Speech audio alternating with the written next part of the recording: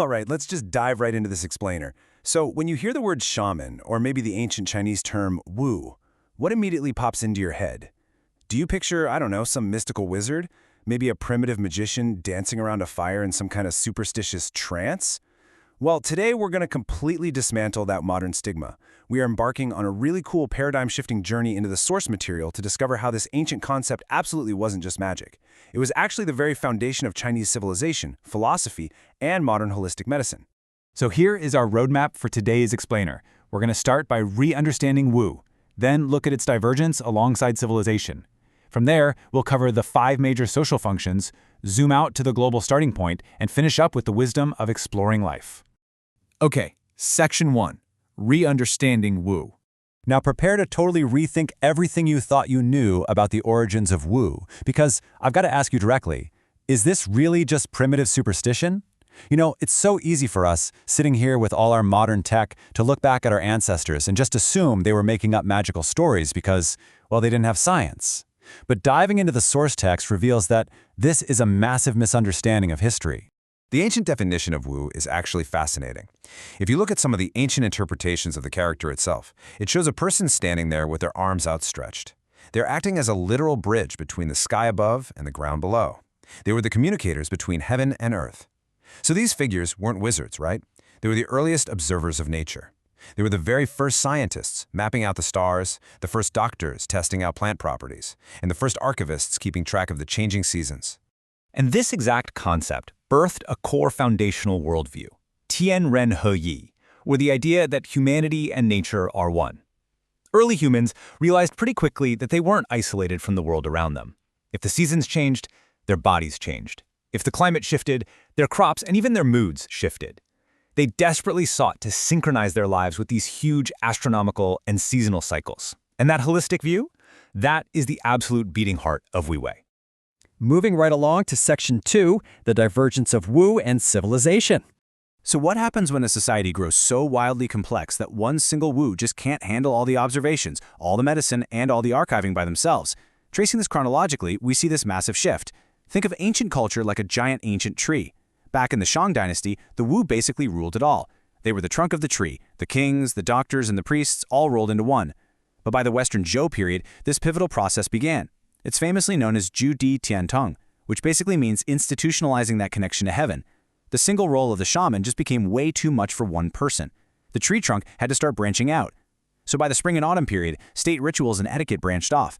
And then, by the Warring States period, medicine officially separated into its own distinct rational discipline. And this exact divide is captured perfectly by the legendary physician Bian Kui. He explicitly listed believing in shamans but not doctors as an absolutely incurable condition. Doctors literally started looking at the physical human body for the causes of disease rather than just asking the spirits. Medicine became a rational science, sure, but it kept that deep, holistic foundation that it inherited straight from the Wu. Which brings us to Section 3. The 5 major social functions. To really drive home the point that these figures weren't just out there doing magic tricks, let's look at what their actual daily jobs were in early society. They basically handled 5 absolutely critical roles. First, medical. They used early herbal remedies and physical therapies to heal people. Second, decision-making. Through divination, they helped their tribes navigate terrifying uncertainties like, when to go to war or when to plant crops. Third, order. The rituals created social cohesion and kept the tribe unified. Fourth, knowledge. They were basically walking libraries, archiving history and astronomy. And fifth, emotion. They provided profound psychological support in a world that was just filled with disease and natural disasters. They were solving real, practical problems for human survival way before modern academic disciplines were even a thing. All right, Section 4, the global starting point of civilization. Now, if we zoom out to the big, global picture, we realize something pretty amazing. China's early reliance on these holistic figures wasn't unique at all. It was a universal human phenomenon. In China, they were the Wu. Over in Siberia, the shaman. Down in ancient Egypt, the high priest. And in Greece, the oracle. Across completely disconnected ancient civilizations, humanity was facing the exact same terrifying unknowns: disease, death, crazy weather, and famine.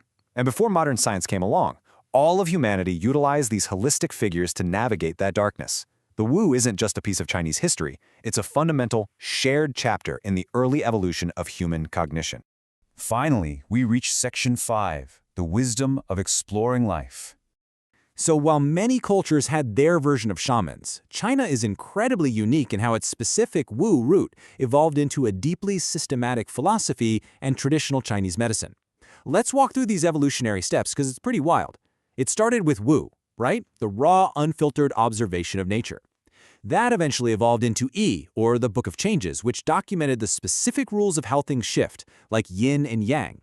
That was then elevated into Tao, the fundamental philosophical laws of the universe itself. And finally, all of those universal laws were practically applied right back into Yi, medicine. It's just a breathtaking evolution of thought, meticulously refining those early observations of nature into modern, holistic practices. We can see exactly how these ancient practices were refined when we look at Lao Tse, the founder of Taoism. He famously wrote, "Attain ultimate emptiness, hold steadfast to quietude."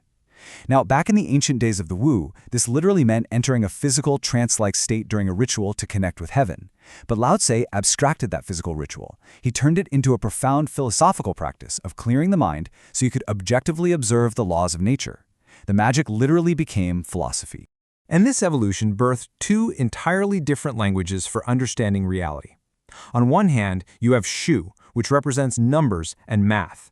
This is the analytical approach, breaking the world down into measurable, isolated parts. This, of course, gave us modern science. But on the other hand, you have Shang, which represents the image or holism.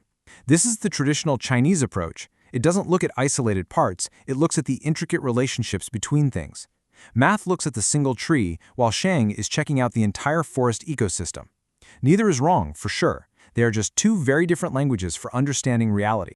Ultimately, this whole journey anchors right back to traditional Chinese medicine, which is essentially the surviving legacy of that original Wu worldview. It doesn't just treat an isolated disease using numbers. It treats the human body as an integrated mirror of the natural world. It looks at the whole shebang, your whole life, the climate you live in, your emotions, and the relationships within your body. It strives to actually restore balance rather than just, attack a symptom. It took that ancient, holistic worldview of the Wu and successfully turned it into a systematic, highly rational medical science.